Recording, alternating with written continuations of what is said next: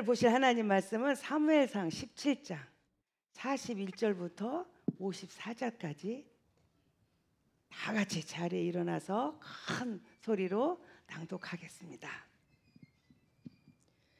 블레셋 사람이 방패든 사람을 앞세우고 다윗에게로 점점 가까이 나아가니라.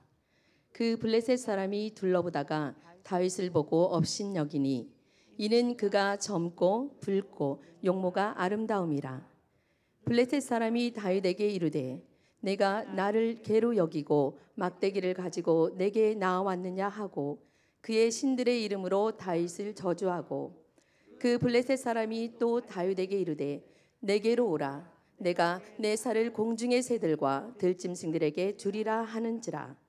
다윗이 블레셋 사람에게 이르되 너는 칼과 창과 단창으로 내게 나아오거니와 나는 만군의 여호와의 이름 곧 내가 모욕하는 이스라엘 군대의 하나님의 이름으로 내게 나아가노라.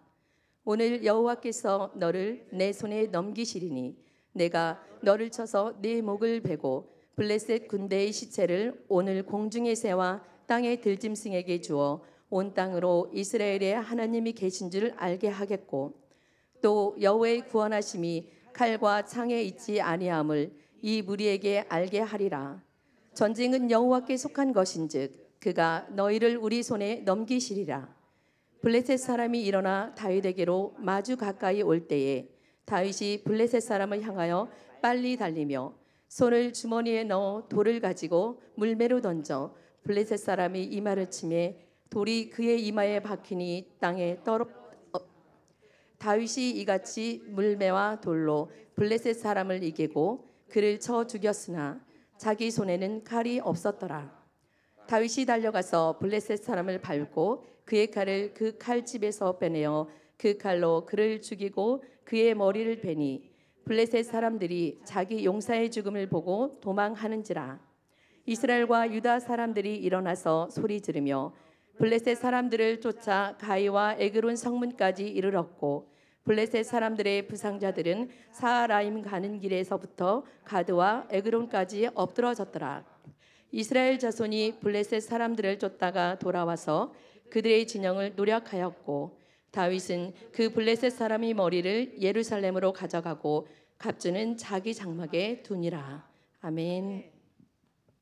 성령님을 환영하겠습니다. 시작. 성령님을 환영합니다. 성령님을 의지합니다. 성령님 이 시간 우리 가운데 임재하셔서 저를 변화시켜 주시옵소서. 아멘.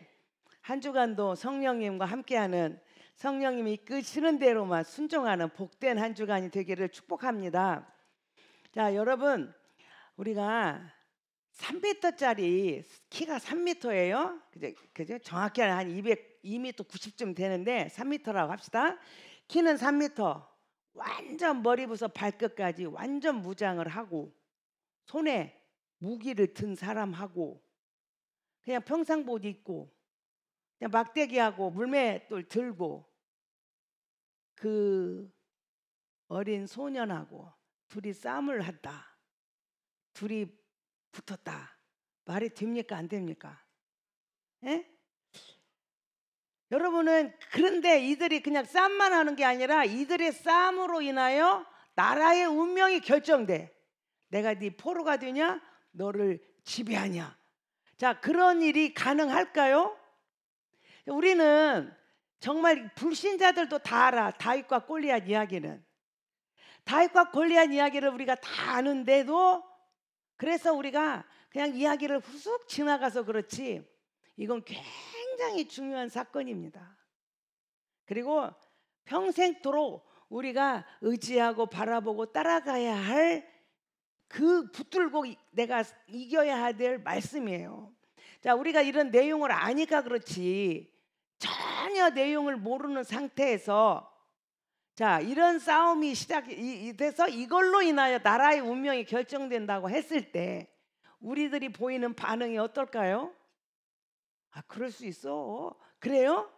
이거는 정말 표현할 수 없는 일들이죠. 예를 들면 키 큰 남자하고 또 조그마한 꼬마하고 싸움을 일으키는 거와 똑같은 현상 아닙니까?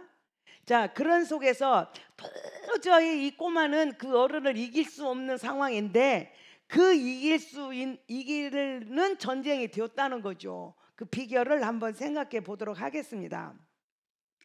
먼저는 지금 다윗과 골리앗인데 골리앗 눈에 비춰진 다윗을 한번 찾아보도록 하겠습니다. 자, 골리앗이 다윗을 본데 그 골리앗에게 비춰진 다윗의 모습이 얼굴이 붉고 젊고 용모가 아름다운 어린아이다 그랬어요. 자, 그러니까 지금 우리 성경이니까 참 예쁘게 써놨지만 이 골리앗이 볼 때 그 다윗은 아주 그냥 별 이렇게 힘도 없는 꼬맹이래. 꼬맹이. 자, 그러니까 그 꼬맹이한테 나보고 싸우라? 이거 말이 안 되는 거잖아요. 자존심 상하는 일이죠. 자, 싸우는 적수가 아닌 것을 보고 이 골리앗이 다윗을 업신여기죠. 그리고 신들의 이름으로 저주를 하고 다윗을 짓밟습니다. 그러니까 그 다윗은 우리가 생각을 해보면 우리가 이 골리앗과 다윗이 있는 그 모습을 보고 우리를 보는 거예요. 우리도 골리앗 같은 세상에 우리가 서 있구나 하는 것을 발견하게 되는 거죠. 그래서 세상은 우리를 막 짓밟아요. 그리고 우리를 비아냥거리고 우리를 무시하고, 왜 예수 믿는 사람들이 세상의 사람들에게 그렇게 무시당하고 그냥 비아냥거리님을 당해야 될까? 제가 생각해 볼 때 세상의 방식과 하나님의 방식이 다른 거예요. 세상이 이야기하고는 기준하고 하나님이 말하는 기준이 다른 거예요. 그런데 이렇게 다르면 우리는 믿음의 사람으로 하나님의 기준을 쫓아가고 하나님의 기준을 따라서 우리가 인생을 살아가야 되는데, 교회에 다닌다 하면서 예수를 믿는다 하면서도 세상의 가치와 세상의 기준에 나를 올려놓고 그것을 따라가려고, 거기에 나를 맞추고 따라가려고 몸부림치는 사람이 내가 아닌지 한번 우리 자신을 돌아보는 귀한 시간이 되면 좋겠습니다. 자, 그러면 반대로 다윗에게 비춰진 골리앗은 또 어떤 사람인가 한번 생각해 봤습니다. 첫 번째는 다윗이 골리앗을 볼 때 골리앗은 키가 크고 완전 무장을 한 무기를 든 사람이에요. 아주 용맹이 넘치는 용사죠. 그런데 다윗은 골리앗을 그렇게 보지 않았다는 거예요. 성경에 보니까 오늘 본문에 골리앗을 표현한 다윗의 언어를 보면 한 번도 그렇게 무장하고 키가 크고 용맹스러운 골리앗이라고 말한 적이 없어요. 다만 이 다윗은 그 골리앗을 말할 때 할례받지 않은 블레셋 사람이야. 그러니까 할례도 받지 않은 블레셋 많은 사람 중에 그냥 한 명일 뿐이에요.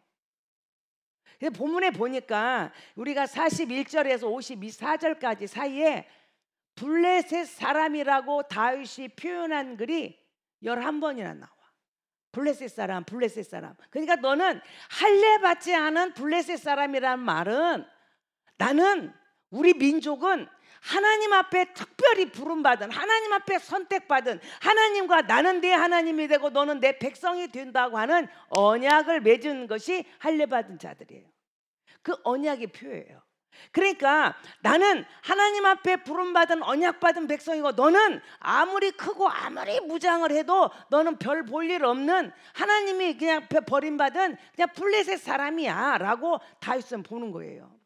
그뿐은 아닙니다. 자, 그 다윗이 볼 때 골리앗은 창과 칼을 의지하여 왔다 그랬어요. 창과 칼을. 그런데 참 여러분 생각해 보세요. 골리앗이 어떻게 죽었어요? 예? 골리앗이 어떻게 죽었어요? 자기 칼에, 자기가 그렇게 의지하던 자기 칼에 목베임을 당해가지고 그렇게 죽어요. 그러니까 다윗의 눈에는 정말 저 칼에 의해서 지 목숨도 못 지키는 지 칼에 지가 죽을 그 창과 칼을 의지하고 있는 어리석은 자예요. 지금 지가 그 칼에 죽을 줄도 모르고 그 창과 칼을 의지하여 나와라 하고 큰 소리를 치는 어리석은 자로 보이는 거예요. 그뿐 아닙니다. 다윗의 눈에 보인 골리앗은 그러면 용맹스럽고 그런 용사라고 하면서도 용맹스러운 용사는 전쟁의 흐름을 다 알아요. 전쟁의 작전을 다 알아요. 이 전쟁의 주관을 어떻게 하는 것도 다 아는 게 그게 용사예요. 그런데 그런 용사라고 하면서 이 전쟁의 주관자가 누군지도 몰라. 그게 누군데? 하나님인데. 하나님인데 그것도 모르고 하나님을 무시하고 모욕하는 언행을 하는 골리앗이라는 거예요. 그래서 네가 용사라면서 어떻게 이 전쟁의 주관자가 누군지도 모르는 것이 용사라고 큰소리치냐? 그러니 너는 헛떡개비, 너는 종이 호랑이야. 종이 호랑이는 어떻게 하면 돼? 찢어버리면 되는 거지.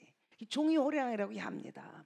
그것도 보지라요. 사람들은 골리앗을 두렵고 무서운 존재로 알고 벌벌벌 떨고 있지만 다윗은 네 시체는 공중의 새가 들의 짐승이 먹어버리는 그런 너는 아무것도 아닌 자다라고 다윗은 보고 있는 거예요.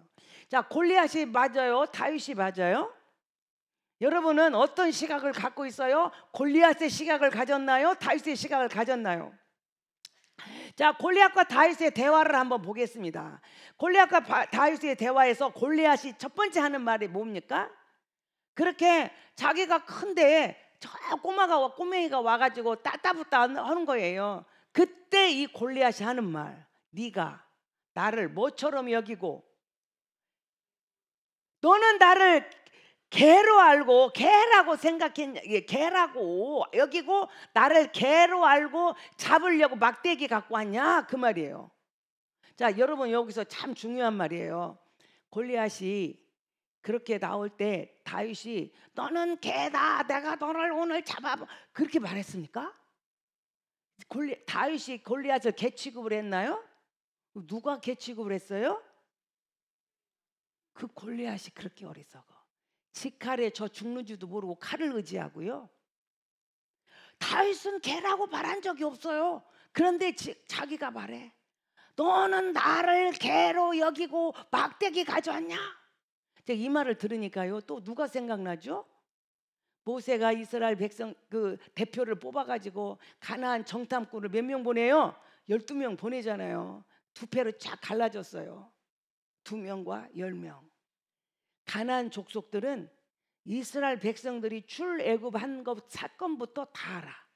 그래서 저들은 무기도 없고 하나 힘도 없는데 하나님이 10가지 재앙을 내서 저들을 빼냈어. 그것만 문제가 아니야. 낮에는 구름기도 밤에는 불기둥으로 인도하고 저들은 홍해 같은 바다를 육지같이 건너온 자들이야. 하나님이 함께하는 정말 하나님이 지켜주는 백성들이라고 생각하고 가나안 사람들은 속으로 벌벌벌 떨고 있어요. 지금 그 하나님이 우리 공격하면 어떡하지? 떨고 있거든요. 그런데 이 10명의 정탐꾼은 뭐라고 말해요? 저들이 우리를 볼 때 우리는 메뚜기 같이 본다. 지금 가나안 사람들이 니네는 메뚜기 같다 다 죽었다 그렇게 말합니까? 자기들은 속으로 떨고 있어요. 그런데도 이 10명의 정탐꾼들은 그들은 우리를 메뚜기 같이 여기 우리는 다 죽었다 말해가 백성들의 마음을 간담을 다 높게 만들어 땅을 치고 통곡하면 밤새도록 울부짖게 만들었어요. 여러분 골리앗이 다윗한테 나를 너 나 개 취급하냐? 나 개로 여기고 막대기 갖고 왔냐? 말하는 거나 우리를 떨고 있는 사람들한테 그들이 우리를 메뚜기라고 여긴다고 그러고 백성들의 마음을 다 녹여버린 정탐꾼들이나 뭐가 달라요? 똑같아요. 오늘 우리들 삶 속에 사실일도 아닌데도 그럴 것이다 라고 말해서 사람들의 마음을 혼란하게 하는 사람이 있어요. 그래서 저는 그런 사람을 부정적인 사람인데 그런 사람하고는 놀지도 말라 그래 제가. 왜? 그 부정적인 언어가 내 간담을 녹이고 나로 하여금 낙심하고 좌절하게 만들기 때문에 그렇습니다. 그래서 이 부정적인 사람들하고는요 우리가 왜냐하면 이 부정적인 사람들은 사실이 그래도 그 사실을 말하면 안 되거든요. 내일 지구의 종말이 와도 우리는 오늘은 소망을 갖고 사과를 나무를 심는 것이 그게 우리의 믿음의 사람의 행동이거든요. 근데 부정적인 사람들은 사실도 아닌데도 그럴 것이다라고 추측을 하고 그 추측이 현실이에요. 내가 이렇게 생각한 것을 현실이라고 말하고 사람들의 감담을 다 녹인다는 거예요. 오늘 여러분들은 어떤 사람입니까? 하나님을 의지하고 하나님을 바라보는 긍정의 사람입니까? 내일 종말이 와도 오늘 또 소망을 갖고 사과나무를 심는 사람입니까? 그럴 것이다라고 추측하고 사람들의 마음을 다 녹이는 사람입니까? 다윗의 이야기를 한번 들어봅시다. 다윗은 뭐라고 해요? 너는 칼과 창을 의지하고 내게 나오지만, 자, 골리앗이 가지고 있는 무기가 뭐죠? 그는 칼과 창이에요. 그 무기. 너는 칼과 창을 무기로 삼았어? 그거 갖고니? 나는 무기가 달라. 그리고 하는 이야기가 나는 만군의 여호와 이름, 네가 모욕하는 이스라엘 군대 하나님의 이름으로 너한테 간다. 자, 그 골리앗이 가지고 있는 무기는 창과 칼이에요. 다윗은 무기가 뭐예요? 하나님의 이름. 다윗의 무기는 그 무기가 아니에요. 하나님의 이름을 가지고 그 하나님의 이름을 무기로 삼고 하나님을 의지하고 전쟁에 나가는 거예요. 오늘 여호와께서 너를 내 손에 넘겨가지고 내가 너를 목친다. 그리고 니네 백성들 시체를 새들이 짐승들이 다 뜯어먹게 한다. 그리고 하는 말, 이게 정말 중요해요. 여러분 이거 다 암기하세요. 아이들한테도 이거 다 암기시켜 주세요. 그가 하는 말, 이스라엘에는 하나님 여호와 하나님이 계신 것을 니네한테 알려주겠다는 거예요. 하나님을 알려주겠다는 거예요. 전쟁의 주관자가 되시는, 모든 전쟁의 승리가 되시는 하나님을 너한테 알려주고, 하나님의 구원하심은 창과 칼에 있는 것이 아니라 하나님만 있다는 것을 내가 너희한테 보여주겠다. 이게 다윗이 한 말이에요. 여러분, 전쟁을 하나님이 주관하시면 그 하나님께서 나를 너한테 보내시고 반드시 네 목을 칠 거다. 다윗은 이야기합니다. 여러분, 전쟁은 어디에 속했다? 하나님 앞에 속했습니다. 그 하나님의 손에 넘긴다. 여러분, 이야기가 꼭 누구 이야기 같아?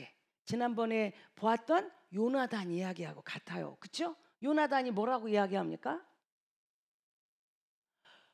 블레셋 사람들은 막 어마어마한 군대와 어마어마한 마병과 막 백성들을 데리고 있는 거예요. 모래같이 많은 백성이라 했어요. 근데 그 속에 요나단은 자기하고 병기 든 자 딱 둘이서 어쩌란 말이야. 모래같이 많은 백성 앞에 둘이서 어쩌라는 말이에요. 근데 요나단의 고백이 뭐죠?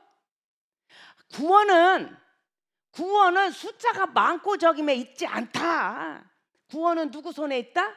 하나님 손에 있다. 오늘 너는 창과 칼을 의지하지만 나는 하나님의 이름으로 나간다는 다윗의 고백.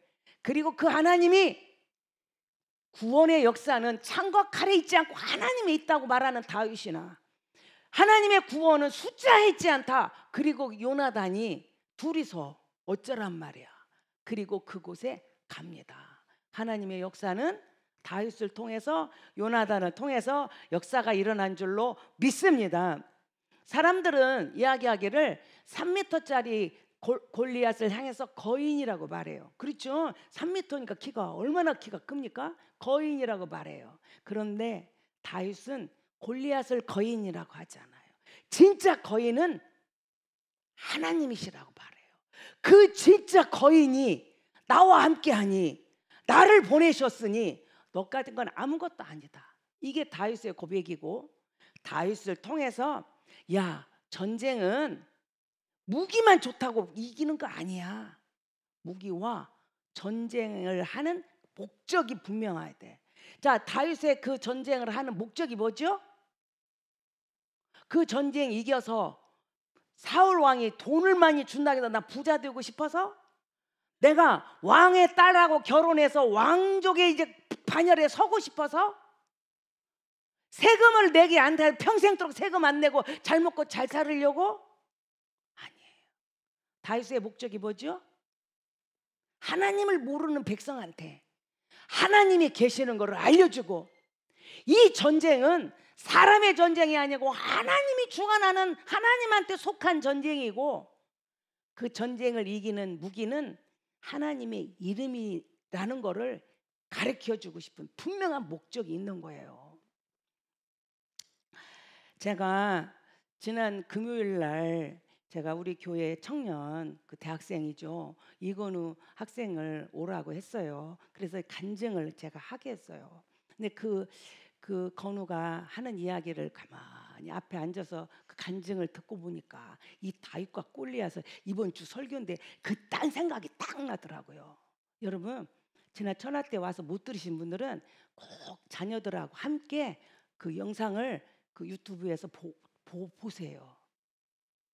그 아이가 뭐라고 말했나, 여러분 꼭 그거 보고 우리 자녀들에게 정말 도전이 됐으면 좋겠습니다. 근데 그 건우가 그런 이야기를 하는 거예요. 자기는 친구를 전도를 하다 보니까 그 친구들이 하나님을 몰라. 그래서 이건 뭐냐 저건 뭐냐, 그래서 자기가 알고 있는 거 다 가르쳐주고, 그래도 모르면 전도사님한테 물어가지고 또 가르쳐주고, 그래도 아이들이 하나님에 대해서 문에 자기는 너무나 모르더래요. 그래서 중학교 2학년 때 자기는 마음의 뜻을 정했다는 거야. 이 아이가 뭔 뜻을 정했나, 나는 이 하나님을 모르는 자들이 하나님에 대해서 물을 때 나는 하나님을 말해주는 사람이, 하나님을 알려줘야겠다, 그 뜻을 정한 거예요. 그리고 그때부터 그 뜻을 정하고 나는 이제 내가 공부도 열심히 해야겠다. 왜? 내가 공부 못하는데 하나님 어쩌고 하면 안 됐잖아. 그러니까 얘가 그때부터 하나님을 보여주고 하나님을 알려주고 싶어서, 하나님을 드러내고 싶어서 그곳의 뜻을 정한 게 다윗의 뜻하고 똑같잖아요. 목적이 하나님을 보여준다 이거야. 그의 뜻을 딱 정하고 얘가 그때부터 공부를 하기 시작했습니다. 그런데 중학교 2학년 때부터 이제 공부를 본격적으로 했는데, 과학고를 가보니까 그 과학고에는 애들이 초등학교 때부터, 어떤 애는 초등학교 되기 전부터 영재 교육을 받고 막 부모하고 철저하게 훈련받아 온 애들이 거의 다 있더래요. 그래서 나는 이 학교에서 꼴등도 갈 수 있겠구나. 자기는 중학교 2학년 때부터 공부해서 괜히 학교 들은 것 같이, 그래 난 꼴등도 하겠구나 생각했대요. 그런데 뜻을 정하지 않은 부모의 욕심과 그 방법으로 돌아온 아이하고, 비록 늦게 시작했지만 하나님 앞에 뜻을 정하고, 어떤 뜻? 하나님을 모르는 자들에게 하나님을 알려주고 싶은 그 뜻을 정한 아이하고 똑같이 공부를 했는데, 나는 꼴등 갈 수도 있겠구나 했는데 하나님은 그 아이를 들어서 과학고에서 공부를 잘해가지고 고등학교 2학년 때 조기 졸업을 하고 서울대학에 들어가는, 그것도 모자라서 서울대학에서 4년 장학생 한 명 뽑는데 그중에 얘가 뽑혔다는 거예요. 내가 공부를 열심히 하고 방법을, 다른 애들이 꼭 다윗 골리앗이고 건우가 꼭 다윗 같아. 다른 애들은요 무기가 많아.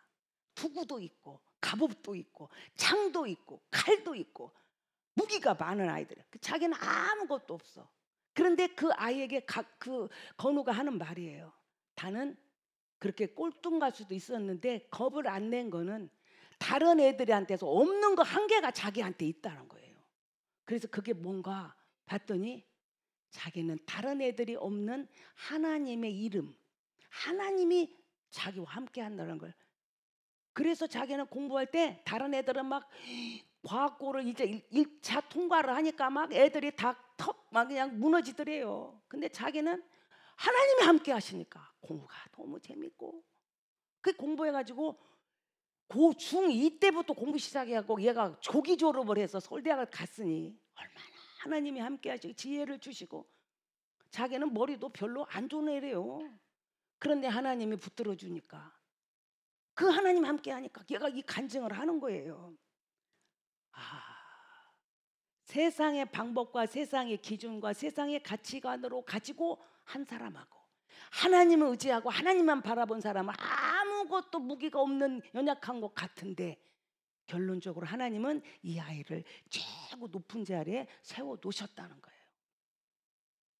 나는 우리 중문교회 그 간증을 들으면서 우리 중문교회에 이 건우 한 명으로 족하지 말고 제2 건우, 제3 건우, 제4 건우 자녀들은 입이 찢어지게 아멘을 해야 하는데 입을 탁 다물고 있네.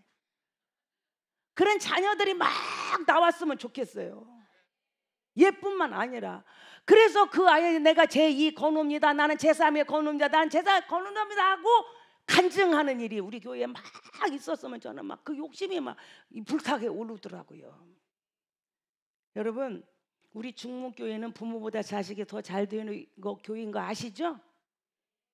아멘입니까? 그 교회예요. 그래서 제가 어제도 우리 교육부하고 회의를 했어요. 근데 저한테 그걸 보여주더라고요. 우리 중문교회 교육부는 3가지의 목적을 가지고 양육하고 있다. 근데 그게 뭐냐면 다니엘처럼이야. 다니엘처럼.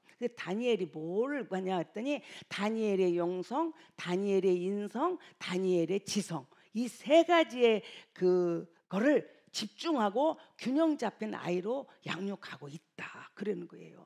그 다니엘의 영성이 뭐예요? 다니엘은 비록 포로로 잡혀왔어도 포로임에도 불구하고 자기의 뜻을 정하잖아요.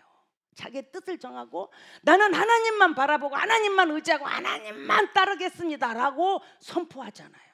그게 다니엘의 영성이에요. 우리가 어떤 조건에 있다, 환경에 있다, 나는 어떤 위치에 있는 거 중요한 게 아니야. 어떤 자리에 어떤 모양으로 있든지 간에 내 뜻을 정하는 거예요. 뭐 하리라? 하나님만 의지하리라. 그게 다니엘의 영성이에요. 우리 중문의 아이들이 다 그렇게 되기를 소원하는 거예요. 다니엘은 자기가 다니엘 때 왕을 4명을 섬겨요. 4명을 섬겨요. 여러분, 한 왕을 섬기기도 쉽지 않아요. 그렇죠? 다른 왕을 이어서 그거 한 대통령 밑에서 국무총리 끝까지 마치기도 쉬운 일이 아닌데 왕을 4명을 대표. 그러면 다니엘이 엉망진창인데 그냥 출근하라 하면 나 어젯밤에 술 먹어가지고 그냥 딱 그게 정신이 흐려서 못 나왔. 그러는데 내 왕을 섬기겠습니까? 다니엘은 그 주위의 사람들이 어떻게든지 흠을 잡아가지고 막 틈을 타가지고 막 허물을 찾아내서 다니엘을 낙동강 오리알로 그냥 이렇게 하고 싶어서 다 뒤져보고 어려보고 다 해봐도 아무 흠이 없고 아무 허물이 없고 어떤 틈도 빈틈이 없는 거예요. 그게 다니엘의 인성이에요. 어디 가든지 존경받고 인정받고 모든 이들에게 선한 영향을 미치는 다니엘의 인성. 그 다음에 다니엘은 하나님이 지혜를 주시고 막 하나님이 포로지만은 그냥 그렇게 붙들어 주심으로 지혜가 넘칠 뿐만 아니라 다른 사람이 꿈도 다 알아내. 내가 꿈꾸면 또 잊어버리는 세상인데 다른 사람이 꿈도 알아내가 그것을 해몽하는 그런 지혜가 있어요. 다니엘의 지성이에요. 그래서 영성, 인성, 지성을 갖추는 우리 교회가 되기를 그렇게 꿈꾸고 그렇게 아이들을 양육하고 있습니다. 우리 아이들 교회 보내야 돼, 안 보내야 돼?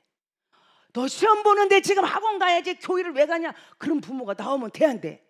우리는 이 균형 잡힌 이거를 가르치고 있으니 애들이 다 교회를 보내면요 그렇게 가르쳐 우리 선생님들이. 그런데 다니엘의 이것을 보면서 제가 어제 그 금요일 날 간증한 그 건우의 영성이 뭐예요? 딴 목적이 없어요. 걔는 아무 뜻이 없어. 딱 한 가지야. 하나님을 모르는 자들이 하나님을 물으면 내가 하나님을 보여주고 하나님을 가르쳐주고 싶은 거예요. 목적이 딱 있어요. 그리고 하나님이 나라는 사람을 만들어서 인생에 내 계획이 있다는 거예요. 근데 그 계획에서 하나님이 뜻대로 내가 가는 것이야 하는데 내가 거기서 이탈되지 않기를 그래서 자기는 기도하고 그래서 말씀을 사모하고 그래서 공부도 더 열심히 한다는 거예요. 오직 하나님이 가라는 그 길만 가려고. 그래서 자기는 기도 복잡하게 안 한대. 기도하기를 하나님 나로 하여금 하나님이 계획한 길에서 이탈되지 않게 해주세요. 그 기도만 한대.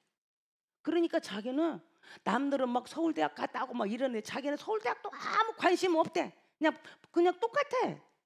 단지 그 하나님의 계획하심에 이탈되지 않고 그 뜻대로만 하나님 목적대로만 자기는 살고 싶은 마음이 있을 뿐이래요. 이게 그 아이의 영성이더라고요.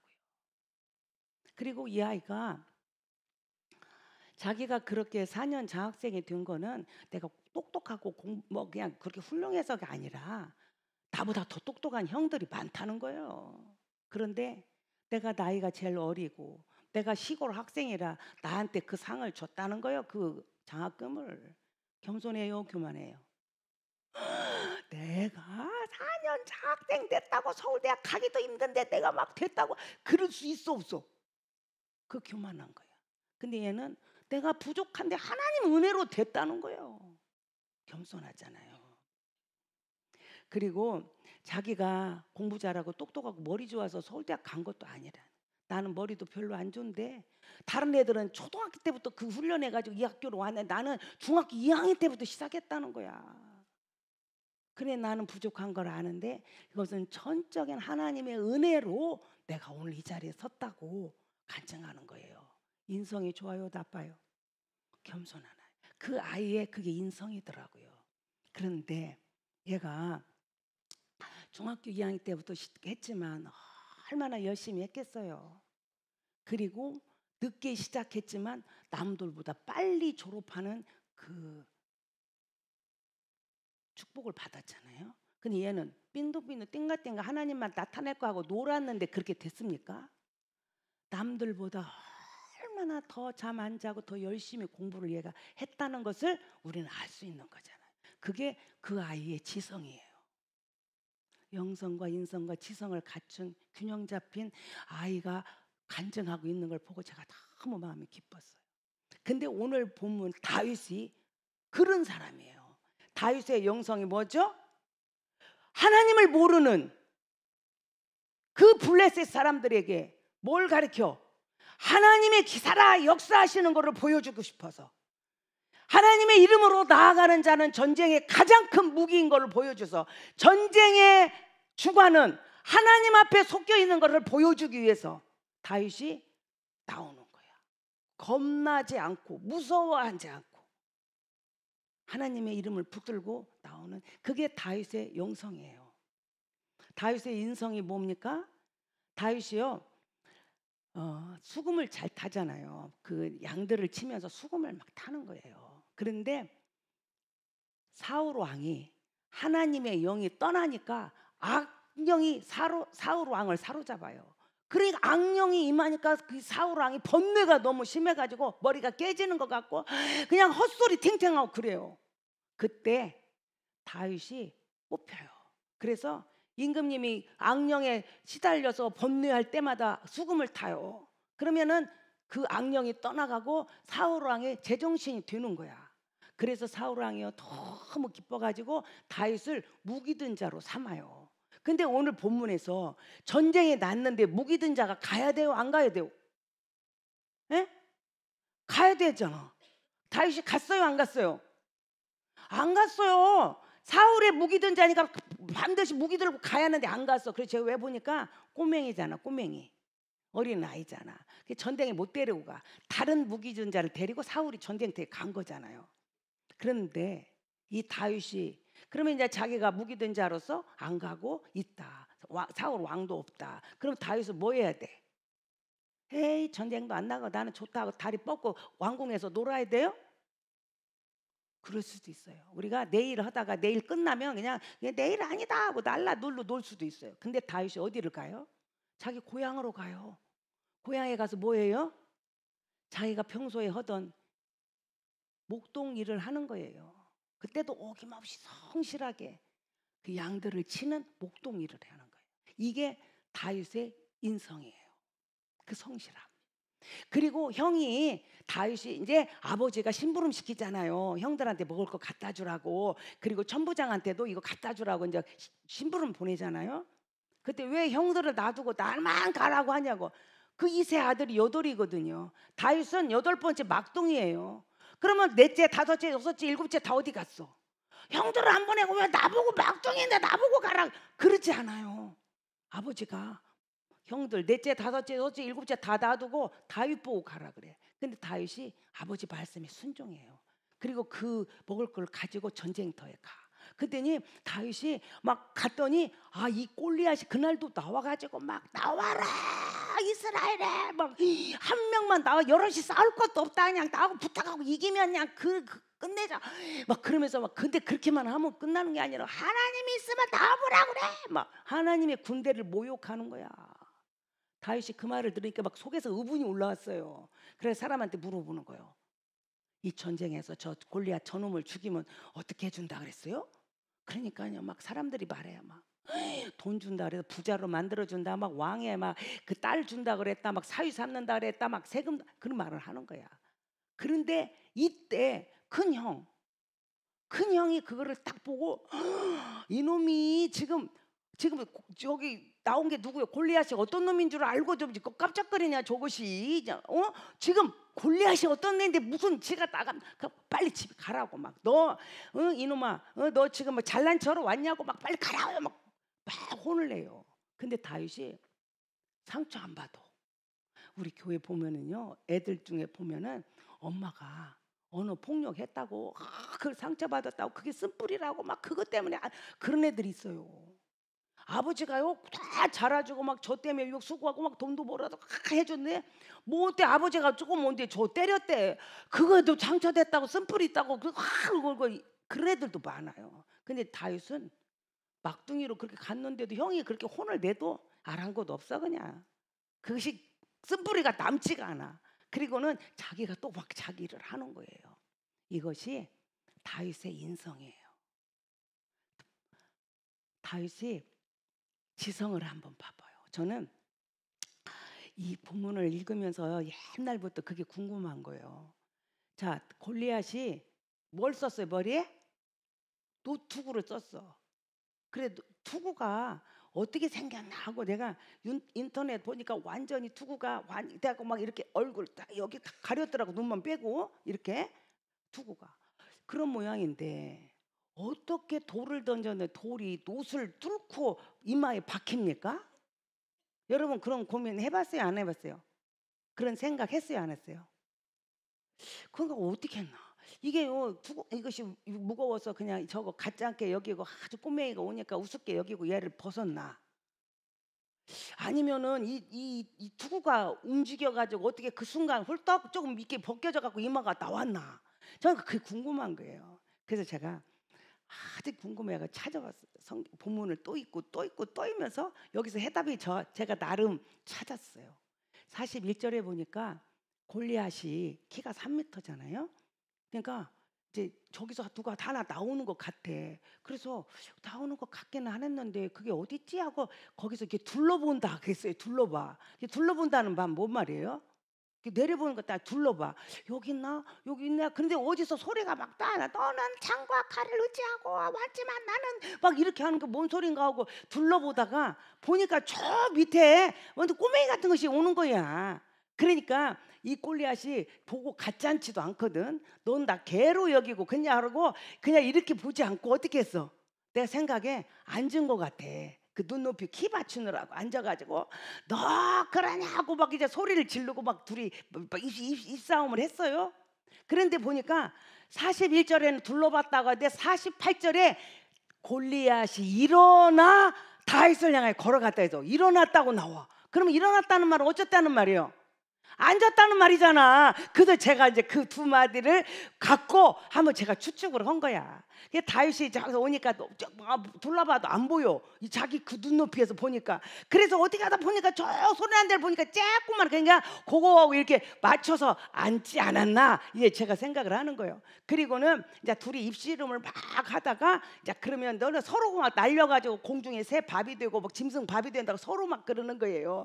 그렇게 하니까 다윗이 골리앗을 향해서 막 뛰어가요. 근데 골리앗도 막 일어나 가지고 다윗한테 가는 거야.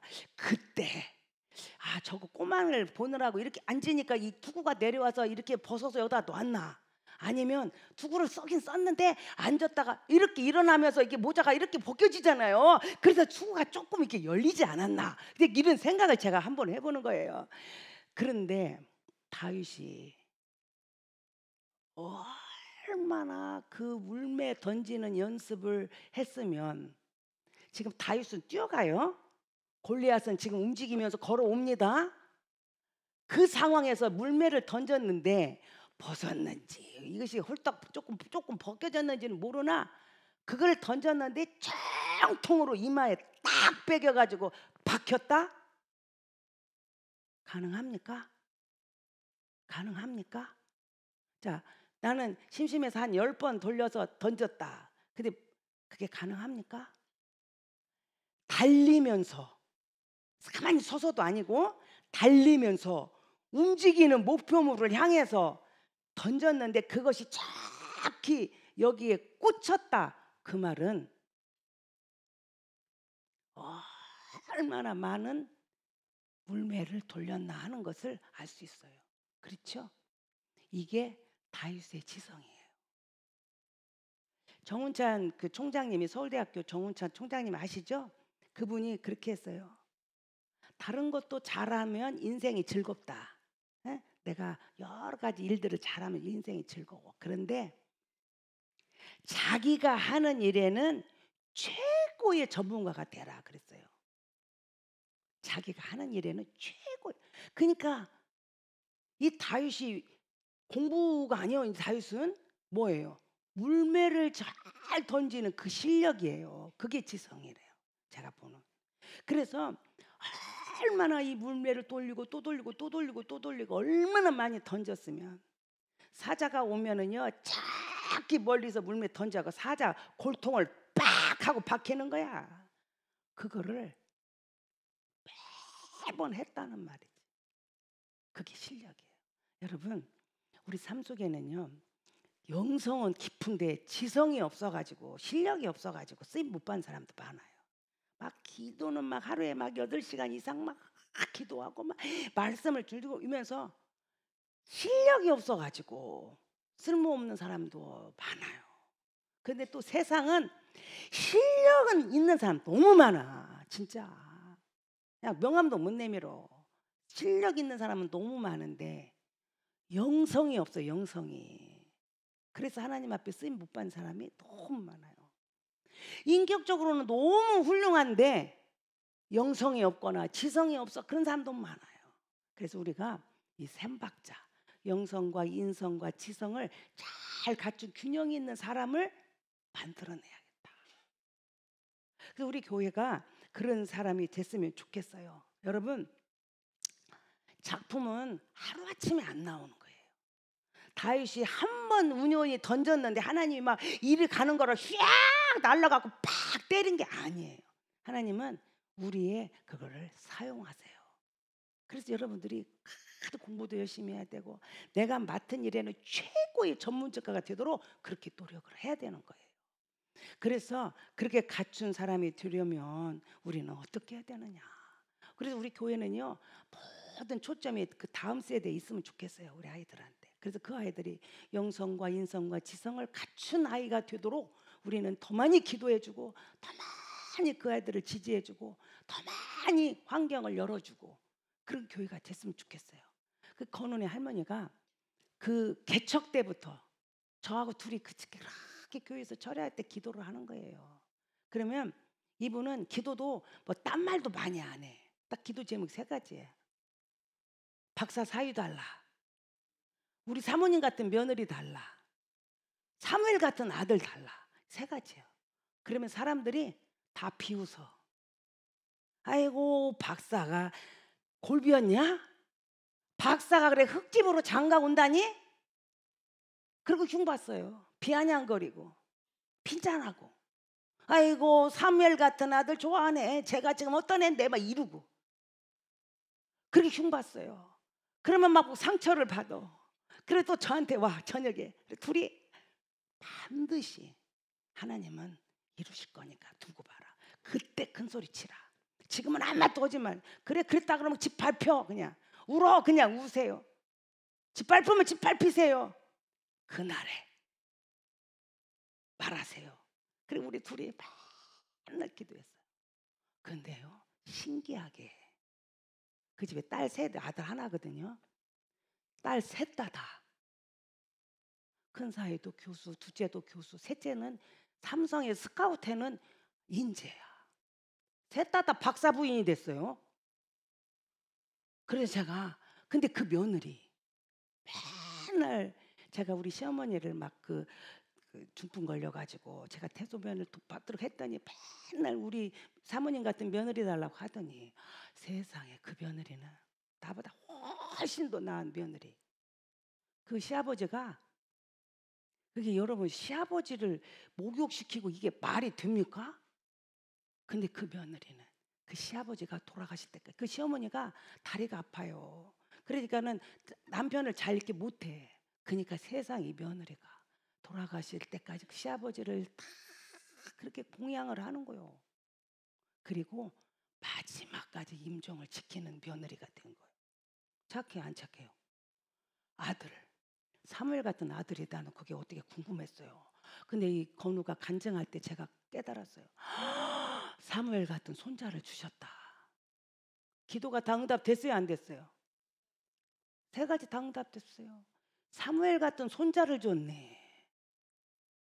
자, 그렇구나. 기도는 절대로 헛되지 않아요. 여러분, 내 새끼를 내가 교육시켜서 내가 하려고 여러분 하지 마세요. 하나님께 올려놔. 하나님께 올리고 나는 뭐만 하면 돼. 그 아이를 위하여 끊임없이 포기하지 않고 쉬지 않고 기도하는 엄마가 되면, 그런 아버지가 되면, 그런 할머니가 되면 그 아이는 반드시 영성과 인성과 지성을 갖춘 훌륭한 아이가 될 줄로 믿습니다.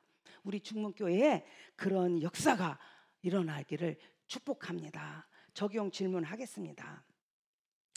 나는 골리앗 같은 문제 앞에서 무엇을 무기로 삼고 의지하나요? 여러분, 골리앗 같은 문제 있어요, 없어요? 많죠. 그죠?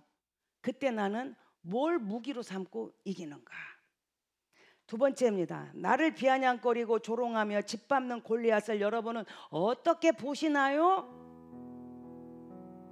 남들은 다 거인이라고 보는데 다윗은 그렇게 보지 않았죠? 여러분의 시각은 어떤 시각입니까? 다윗의 눈이 열려지시길 바랍니다. 세 번째입니다. 다윗처럼 영성, 인성, 지성을 갖추기 위해 무엇을 결단하시겠습니까? 그것이 내 분명한 가치관이 있어야 내 자녀에게도 그것이 흘러간다는 거 여러분 잊지 않고 꼭 그 결단이 여러분과 여러분 자녀들에게 있으므로 우리 교회에 제2, 제3, 제4 건우가 많이 나오시기를 축복합니다. 오늘은 월삭이잖아요. 그래서 오늘은 새벽에 하지 않고 오늘 이게 성찬식을 예배 때 하도록 하겠습니다. 자, 오늘 다시 한번 말씀 보겠습니다. 고린도전서 11장 23절에서 26절까지입니다. 제가 큰 소리로 다 같이 읽을까요? 시작. 내가 너희에게 전한 것은 주께 받은 것이니 곧 주 예수께서 잡히시던 밤에 떡을 가지사 축사하시고 떼어 이르시되 이것은 너희를 위하는 내 몸이니 이것을 행하여 나를 기념하라 하시고 식후에 또한 그와 같이 잔을 가지시고 이르시되 이 잔은 내 피로 세운 새 언약이니 이것을 행하여 마실 때마다 나를 기념하라 하셨으니 너희가 이 떡을 먹으며 이 잔을 마실 때마다 주의 죽으심을 그가 오실 때까지 전하는 것이니라. 아멘입니까? 우리가 떼는 떡은 주님의 몸입니다. 나를 위하여 찢기신 몸. 우리가 마시는 포도주는 주님의 피입니다. 나를 위하여 흘리신 주님의 피. 우리가 해야 할 일은 그것만 월삭 때마다 참석해서 떡과 포도주를 먹는 걸로 그치는 것이 아니라 우리에게는 사명이 있습니다. 언제까지? 주님 오실 때까지. 주님의 죽으심을 어떻게? 전하는 것이 우리의 사명이에요. 이것이 성찬에 참석하는 사람의 사명이고 자세입니다. 예수 그리스도의 죽음이 헛된 죽음이 되지 않도록 주님이 왜 몸이 찢기셔야 됐느냐? 주님이 왜 피를 흘리셔야 됐느냐? 그것을 주님 오실 때까지 그를 모르는 자들에게 가르쳐주고 보여주는 저와 여러분이 되기를 축복합니다. 이제 한 사람씩 나와서 떡을 떼도록 하겠습니다.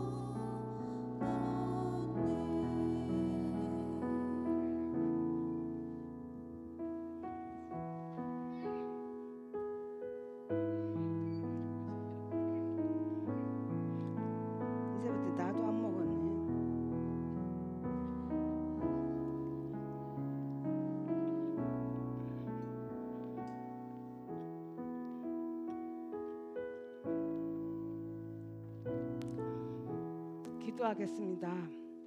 하나님 아버지, 우리의 인생 사는 동안에 나는 내 힘으로 내 세상의 방법이, 세상의 것들이 나에게는 영원한 행복이고 기쁨이고 형통인 줄 알았는데, 오늘 말씀을 보니 하나님이 내 방패요, 하나님이 나의 모든 것이고, 하나님을 알게 하는 일에 앞장서는 자들이 하나님 앞에 존귀한 자임을 알았습니다. 하나님 아버지, 지금까지 골리앗처럼 살았을지라도 나는 이제는 다윗으로 변해져는 온전히 주님만 의지하고 주님만 바라보는 다윗의 영성과 다윗의 인성과 다윗의 지성이 오늘 우리의 것이 되게 도와주시옵소서. 주님의 십자가에 달려 돌아가신 그 크신 은혜를 우리는 만방에 전하며 주님 오실 때까지 주의 죽으심을 전하는 자들이 되게 하여 주옵소서. 우리 중문교회 안에 정말 이렇게 다니엘처럼 다윗처럼 하나님 앞에 쓰시기 합당한 자로 세워지는 많은 아이들이 자라게 도와주옵소서. 이제는 우리 주 예수 그리스도의 은혜와 하나님 아버지의 무궁하신 사랑하심과 성령님의 감동 감화 역사하심이 온전히 주님만 바라보고 주님만 높여드리고 주님만 자랑하고 주님만 드러내기 원하는 사랑하는 성도들 머리 위에 이제로부터 영원토록 함께 하시기를 간절히 축원하옵나이다. 아멘.